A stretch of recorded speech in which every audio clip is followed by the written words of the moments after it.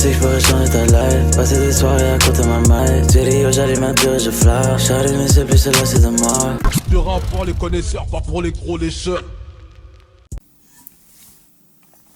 Salut, tu veux savoir le secret pour percer dans le rap? Y'en a pas. Je suis désolé, tu peux quitter cette vidéo. Non, plus sérieusement, passer de poser sa musique sur un skyblog dans sa chambre à vendre 40 000 albums en une première semaine, en réalité, ça relève pas du secret.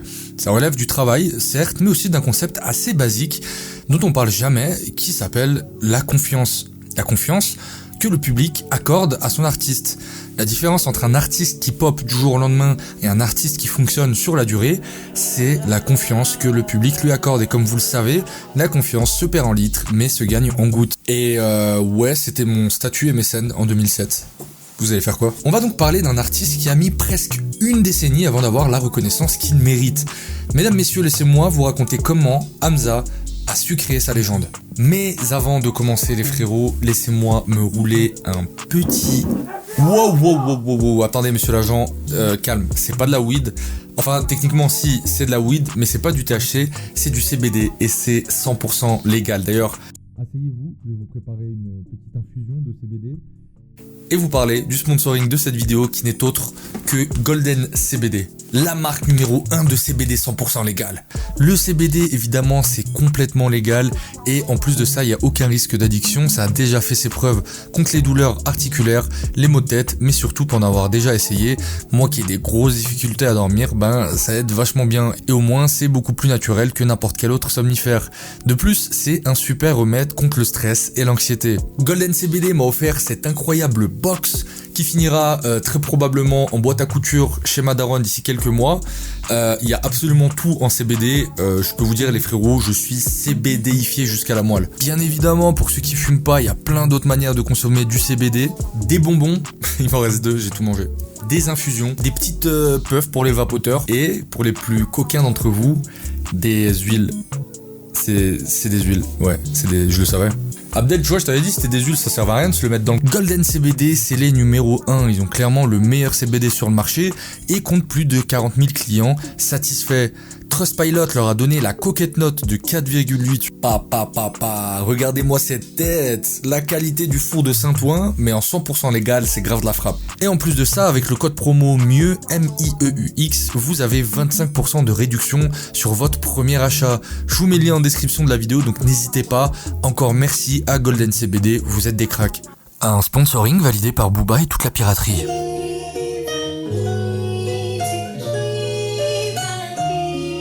Alors, avant de commencer, l'idée de cette vidéo, c'est de montrer comment les choix d'un artiste peuvent impacter sa carrière négativement ou positivement. J'avais fait en décembre dernier une vidéo sur Atayaba qui lui aussi amenait un truc unique dans le rap français, mais qui faute de mauvais choix, s'est un peu cassé la gueule.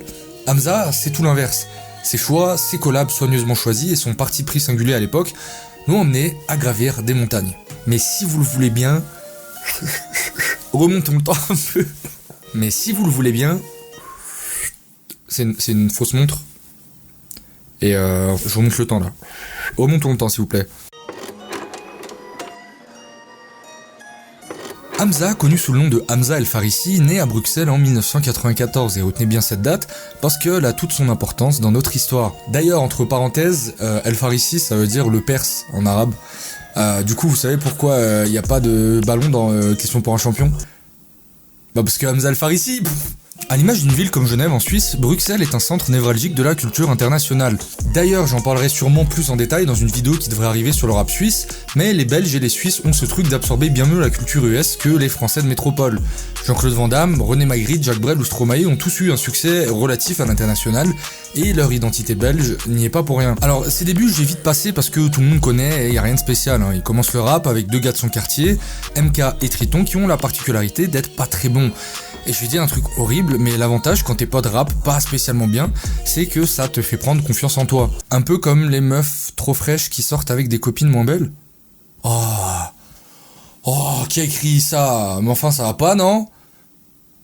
C'est lourd, hein. Après un projet de groupe, Gotham City Volume 1, qu'on peut encore retrouver sur le Skyblog de Kilogram Gang, finissent tous en prothèse, la famille qu'on protège. Assis-toi sur le gros siège, à mes pieds, y'a trop de chaînes. Car dans ma rue, y'a trop de stress, trafic d'herbe et grosse caisse. Si tu dis qu'on pue la merde, c'est que dans ton nez, y'a trop de sel. Il décide assez tôt de se lancer en solo avec un premier projet, Recto Verso, dont je parle dans ma vidéo sur les premiers projets de rappeurs juste ici. Alors oui, il avait le flow d'Ateyaba, mais on sentait déjà un talent particulier chez lui et surtout un don pour la mélodie. Que ça fait un bail qu'il te fallait un mec comme moi.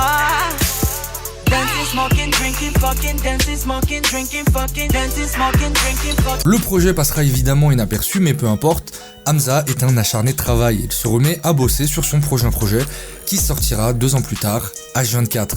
Alors, l'EP contient 24 titres, ce qui est énorme pour un rappeur qui a encore rien prouvé. Mais Hamza, en fait, il s'en bat les couilles. Son but, c'est d'expérimenter un maximum. Donc, il mise sur la quantité. Le résultat de tout ça, c'est que d'un côté, on a plein de sons poubelles dans la mixtape. Et ça, on le dit jamais assez. Mais oui, H24, c'est quasiment 50% de sons presque ratés. Mais de l'autre côté, d'autres titres retiendront les oreilles des auditeurs avertis. Et un en particulier qui aura un écho retentissant dans l'underground, La Sauce. Cuisine la sauce, elle mélange la sauce, cuisine la sauce, mélange la sauce. Et ce son est un classique du rap français, je ne veux rien entendre, je suis pas ouvert au débat du tout. Il y a un truc qui se dégage de son, le flow, la gestuelle, complètement dépassé certes, mais au moment où le titre explose sur internet, il s'est vraiment passé quelque chose à son niveau. Pour le jeune Hamzito, c'est cool, mais c'est loin d'être suffisant. Les oreilles des auditeurs moyens dans la francophonie ne sont pas encore mises à jour. Ce que fait Hamza à ce moment est encore niché. On est quand même dans une période où l'autotune n'est pas encore accepté par tout le public rap bobo, qui est encore à fond dans le boom bap, et c'est vraiment pas assez street pour la street. Bref, à ce moment-là, Hamza est en plein développement, autant musicalement qu'en termes de gestion. Et ce qui fait toute la différence entre un rappeur du moment qui fait des sons tendance pour se précipiter auprès du premier grand label qui est prêt à le signer, et un artiste comme Hamza, c'est que pour lui, c'est pas à lui d'aller vers la tendance, c'est à la tendance de s'adapter à lui en sachant au fond de lui qu'un jour, les gens comprendront. Du coup, il décide de sortir sa première véritable mixtape qui est Zombie Life, qui, comme H24, est assez long avec 20 titres, mais cette fois-ci avec des feats, dont notamment Damso à l'époque, qui n'avait pas encore percé, et je comprends pourquoi, le feat est pas ouf, mais aussi un feat avec Ateyaba qui est venu donner de la force à Hamza, un peu comme un daron qui déciderait de reconnaître son enfant et d'accepter le test de paternité. J'aime dans le vortex, je suis hors concours et hors contexte. Je veux billets violets, billets jaunes, je veux des raisins dans mes cornflakes. Zombie Life est un petit échec pour Hamza. Après H24, les projecteurs des médias avant-gardistes étaient tous braqués sur lui, mais il peinera à dépasser les 300 ventes en première semaine avec Zombie Life. Le projet ne le fait pas réellement step up en termes de popularité, mais participera à fidéliser son petit public qui est complètement fou de sa musique. Zombie Life, c'est un projet un peu incompris à sa sortie, et qui reste aujourd'hui pour beaucoup de fans d'Hamza son meilleur projet. Hamza pousse sur ce projet à fond le curseur Quinry, à base de prod diaboliquement ambiançante, et c'est pas le premier à le faire en Europe, mais c'est à mon avis l'artiste qui a le mieux amené le triplet flow en France. Mais dis-moi Jamy, le triplet flow, c'est quoi? Faut que j'arrête de faire des imitations en fait, c'est mort. Pour ceux qui ne savent pas, en musique, la plupart du temps, vous écoutez des chansons avec un rythme binaire. 1 et 2 et 3 et 4. Ça signifie que la rythmique est divisible en 2, 4 ou 6 temps. Mais il arrive parfois que le rythme ne soit pas divisé en 2 temps, mais en 3. Et on appelle ça un rythme ternaire. 1, 2, 3, 1, 2, 3, 1, 2, 3, 1, 2, 3, 1, 2, 3. Figurez-vous que dans le flow des rappeurs, c'est pareil. Dans le boom bap, la plupart du temps, ça rappe en binaire. Une marque de luxe m'a dit on veut pas de rap. Tu connais les chéris, j'ai dit tant pis, tranquille, moi je parle app. Le lendemain je me suis tapé leur égérie. Mais on peut aussi rapper sur un rythme ternaire. Et aux US, ils appellent ça le triplet flow.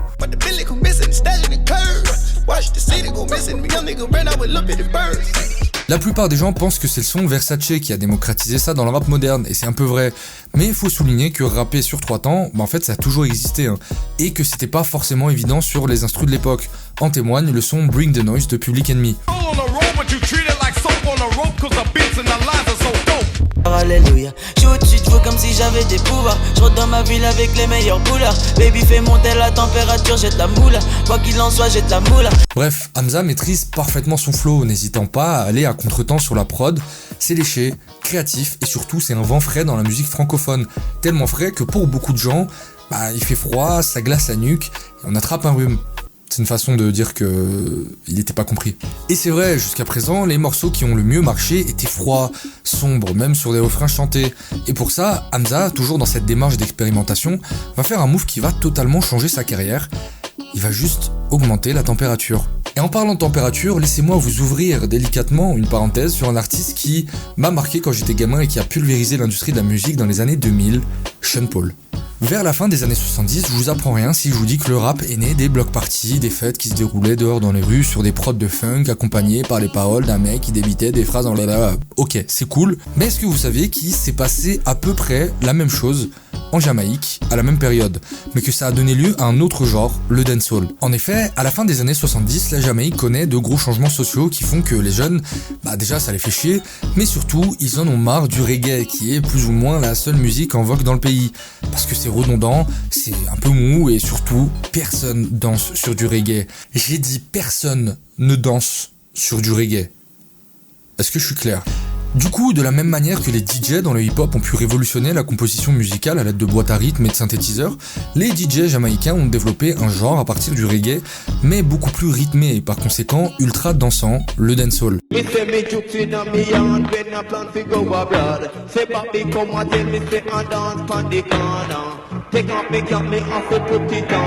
Le genre passera par plusieurs phases mais permettra à une jeunesse de s'émanciper au même titre que le rock dans les années 70 ou le raï au Maghreb dans les années 80. Le dancehall est par conséquent un cousin du rap, à la différence que lui a grandi avec du rhum ambré, du THC et beaucoup plus de soleil. Et dans tous les genres musicaux nouveaux, il faut un mec qui parvient à amener le genre à des niveaux stratosphériques et envahir les ondes. Et pour le dancehall, vous l'avez compris, c'est Sean Paul. Du coup, ce côté mielleux, sucré qu'on kiffe tous chez Hamza, derrière, il y a tout ce background. Et c'était aussi une occasion de parler de Sean Paul sur ma chaîne parce que je kiffe trop cet artiste. C'est donc dans une tentative expérimentale de faire un petit EP de 4 titres inspiré de la musique caribéenne et dancehall que Hamza sort New Casanova, un projet discret à sa sortie mais qui aura un double impact sur la longueur. Déjà, il se fait repérer par le label OVO de Drake et le titre Eldorado, qui sera un hit plus tard, sera en rotation sur OVO Radio. Mais en plus, ce son va complètement l'ouvrir à un nouveau public. Un public moins exigeant en termes de rap pur et plus à la recherche de sonorités hybrides, dansantes. Une génération un peu désenchantée par la musique qu'on lui sert, elle qui reste si nostalgique des années 90-2000. Un public moins à la recherche de violence et plus à la recherche de douceur. Un public qui rêverait que John Legend débarque chez eux, avec une rose à la main sur du Craig David, tout en bref, beaucoup de mots pour dire les meufs en fait, tout simplement.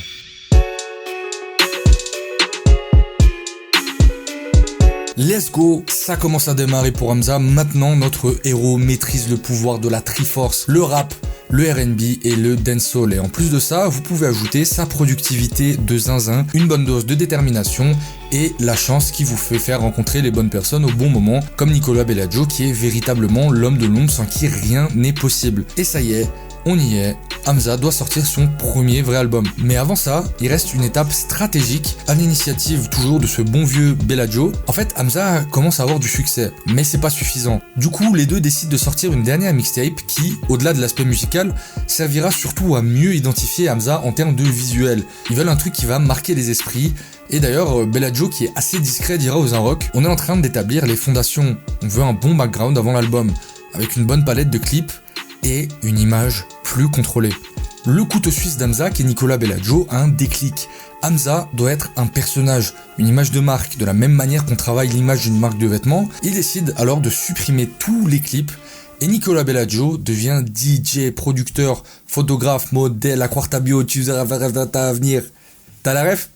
On bat les couilles. Du coup, ils décident de créer leur propre label, Just Woke Up, rattaché à Rec 118. L'idée, c'était vraiment de débarquer en tant qu'artiste signé avec un EP plutôt court, qui fera office de carte de visite à Hamza et son équipe. Excès de talent ou coup de génie, on ne sait pas, mais ce qui devait être à la base un court EP fut rallongé et se transformera en mixtape. Et c'est ainsi que naîtra le projet le plus iconique d'Hamza, qui est pour moi le projet de rap français qui s'est le plus rapproché de la perfection de toute l'histoire, et je vous jure, je pèse mes mots, car 4 chiffres seulement ont réussi à retourner la tête de toute une jeunesse, 1994. Et vous le savez, je le sais, on sait tous où on était exactement au moment où ce bijou a pénétré dans notre système auditif. Tout est réalisé à la perfection, la cover est iconique, le projet est ni trop long ni trop court, on a une palette démonstrative de tout ce qu'Hamza sait faire de mieux, mais beaucoup plus travaillé et aiguisé qu'avant. Bref, 1994 est véritablement la BO de la vie d'Hamza.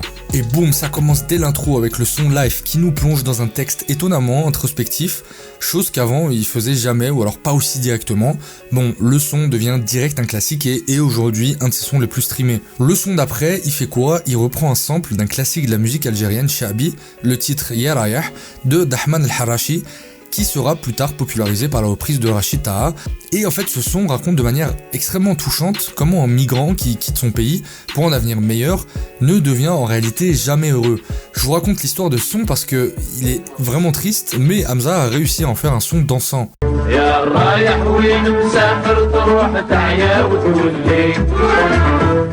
jour tu vas me rendre fou, je me tape comme au kung fu.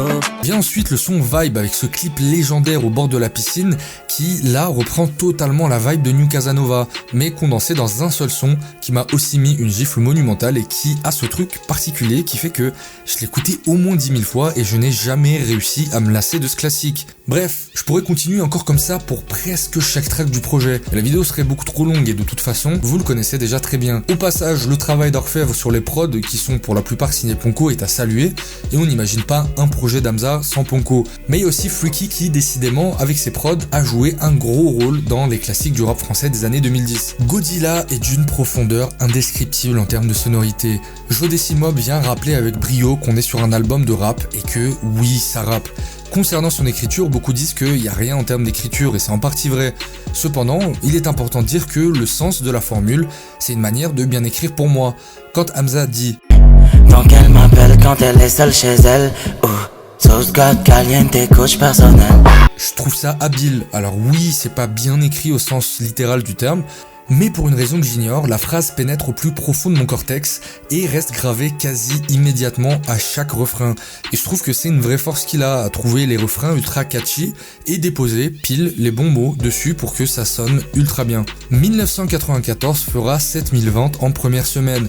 Un score respectable mais qui contraste avec le succès d'estime qui est tellement énorme qu'on peut penser que 1994 est timide en termes de vente. Parce que oui, d'un côté, Hamza vient de sortir ce que tout le monde semble voir comme l'étant l'un des meilleurs projets de la décennie, mais à côté, Hamza n'est pas encore une superstar, il n'a pas de hits nationaux, rares sont les clubs qui passent sa musique, bref, lui qui s'est fait tout seul avec son équipe depuis le début, a réussi à quitter l'underground avec 1994, mais sans réussir vraiment à être totalement mainstream.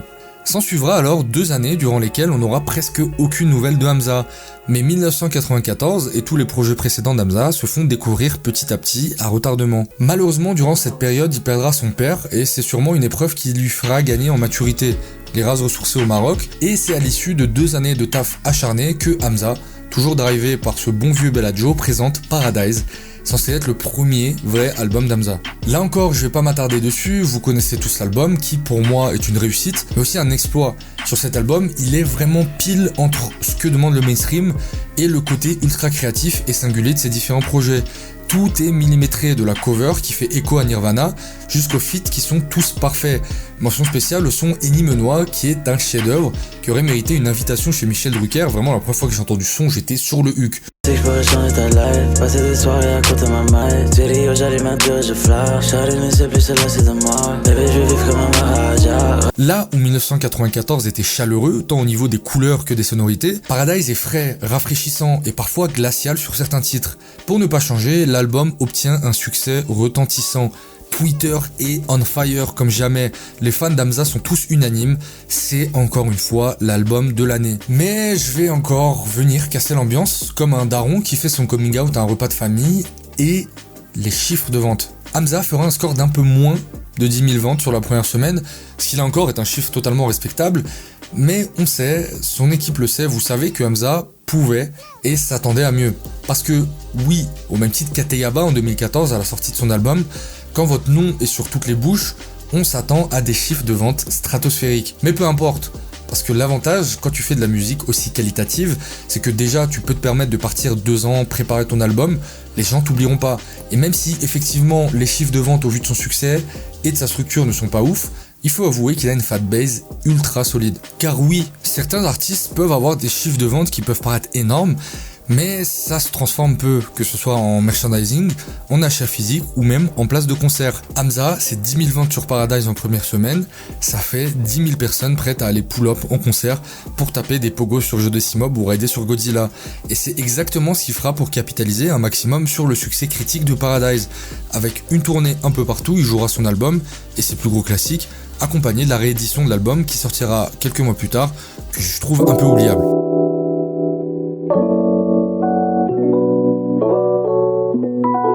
Il faudra pas attendre très longtemps avant de revoir Hamza qui clôturera l'année avec une mixtape récréative, Santa Sauce 2, qui malgré des guests de renom comme Damso ou Koba, est loin d'égaler le premier Santa Sauce. Il surfera sur la vague drill avec un excellent EP de 3 titres, 140 BPM, qui avec le recul me fait penser que Hamza en fait est celui qui a le mieux drillé en France, suivi de 140 BPM 2, un peu moins quali, mais ça va. Et les 3 EP sont aussi des échecs commerciaux. Et là, notre histoire prend une tournure assez différente. Je pense qu'en fait, l'enchaînement 1994, Paradise et les 3 petits projets qu'il a sortis après ont fait naître chez Hamza une légère frustration. Alors oui, il vend bien. Oui, il a un énorme succès critique au point de marquer toute une génération de rappeurs dès 2020 qui se revendiqueront influencés même par lui. Oui, il remplit des concerts à mort, mais Hamza, lui, ce qu'il veut, c'est marquer d'histoire. Au même titre qu'un footballeur de haut niveau, pour lui, l'argent c'est un moyen. Mais la réelle finalité, c'est la gloire. Une Champions League, un ballon d'or ou une Coupe du Monde. Hamza veut son ballon d'or et il a beaucoup trop donné en termes d'influence et de créativité pour plafonner à 10 000 ventes en première semaine. Du coup, il décide de prendre une autre tournure et pour préparer le terrain de son prochain album, il va faire ce que Sofiane avait fait à l'époque, c'est-à-dire être de partout. Mais pas n'importe comment, on le verra, fitter avec les plus gros vendeurs du moment, quasi sans exception. PLK, Rimka, Soul King, Leto, Guide Besbar, Alonso, Daju. Je vous jure, j'ai presque failli faire une parodie du Pokérap, le générique de fin de Pokémon, tellement il y avait de monde. Mais un titre va tout changer, c'est Fade Up. Pendant le Covid, Hamza et CH prévoient un projet en commun. Ils signent, vont au studio, le label est ok, une tournée en duo est annoncée, tout était préparé pour la sortie de ce projet et finalement le Covid viendra tuer le projet dans l'œuf. Pourtant, ce qui à la base devait être le premier extrait de leur projet va fuiter sur internet. L'engouement autour du son est dingue et ils se rendent bien compte que c'est un potentiel hit et ça rate pas, ils décident de sortir officiellement le son sur les plateformes et c'est le hit de 2022, le son devient une des plus grosses trends sur TikTok de l'année, ça passe en boîte, en radio, Hamza inonde les ondes et pour la première fois de sa vie, il le tient enfin son vrai hit. Et je comprendrai jamais comment ils ont pu se dire qu'un son comme ça allait rester dans l'ordinateur de leur ingé son tellement le son pue le hit. Forcément, tous les curseurs sont au vert pour l'album et quelques mois plus tard, ça y est, c'est officiel, Hamza revient avec un nouvel album, Sincèrement. À l'heure où je parle, ça fait plus d'1 mois que l'album est sorti et c'est un immense succès. Hamza est devenu le poids lourd de l'industrie qu'il devait être. 22 000 ventes en midweek pour un total de 40 000 ventes en première semaine. C'est gigantesque, que dis-je, c'est stratosphérique. Et le tout, encore une fois, sans hit issu de l'album avant la sortie, juste à la confiance que son public lui accorde. Et je dois vous faire une confidence, j'ai pas tant réécouté l'album que ça. C'est loin d'être mauvais, mais je sais pas, je me suis pas pris l'album en fait. Est-ce que je suis un bandeur d'underground? Est-ce que je suis un bandeur d'underground? Est-ce que je suis un bandeur d'underground? Est-ce que je suis am I an underground bandix? Est-ce que je suis un... Mais j'y arrive pas. Suis-je un bandeur d'underground? Est-ce que je suis un bandeur d'underground? Peut-être. Mais en tout cas, je peux comprendre qu'arrivé à un certain niveau de popularité, on ne peut pas se permettre des folies créatives, de prendre des risques, comme sur Zombie Life à l'époque, à expérimenter des choses et créer par accident des classiques. Le truc, c'est que je trouve l'album un peu trop lisse, et ce qui va le plus impressionner dessus, en réalité, c'est les prods qui sont d'une qualité hors norme. Mais à côté, j'ai réellement kiffé peut-être que 3 sons, et j'ai trouvé pas mal de sons assez ratés, comme notamment le feat avec Damso, Nocif, qui en réalité, disons les choses, n'apporte rien de plus que le titre original de Mojo.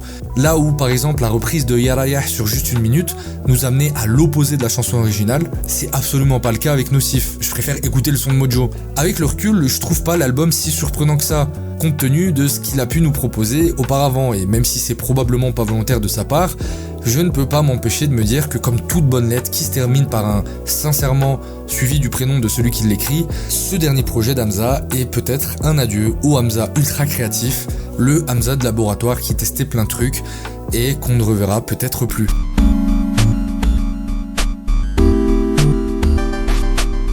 La carrière d'Hamza est une véritable leçon. Faire de la musique sincère paye, et c'est un meilleur pari sur le long terme que d'essayer de foncer dans la tendance. La créativité, l'avant-gardisme, l'originalité sont des fardeaux lourds à porter pour un artiste à ses débuts. Il doit composer à la fois avec un succès critique très restreint, encensé par des spécialistes, et un succès commercial inexistant, et doit continuer à avancer en faisant le pari que ça paiera, ou peut-être pas. Chaque projet d'Hamza, chaque proposition est le fruit d'un travail mûrement réfléchi, qui fait intervenir les bonnes personnes au bon moment. Au final, on ne peut que respecter son choix. Une carrière, c'est avant tout une course de fond et pas un sprint. Mais surtout, pour finir, Hamza nous aura offert tout au long de sa carrière un incroyable tour de magie. La plupart des tours de magie se composent en 3 étapes. La première étape se nomme la promesse. Le magicien montre au public quelque chose qui semble ordinaire, mais ne l'est pas. La deuxième étape consiste en l'exécution, c'est-à-dire le tour où le magicien rend l'acte ordinaire extraordinaire. Alors le public cherche le secret, parce que bien évidemment, il regarde pas assez attentivement, il est pas assez concentré, il a aussi envie d'être dupé, alors il se retient d'applaudir. Finalement, arrive le 3e acte, le plus difficile, celui qui va faire que le magicien force le respect et l'admiration. On appelle ça le prestige. Le public est surpris, tout le monde applaudit. Le rideau se ferme. Fin du spectacle.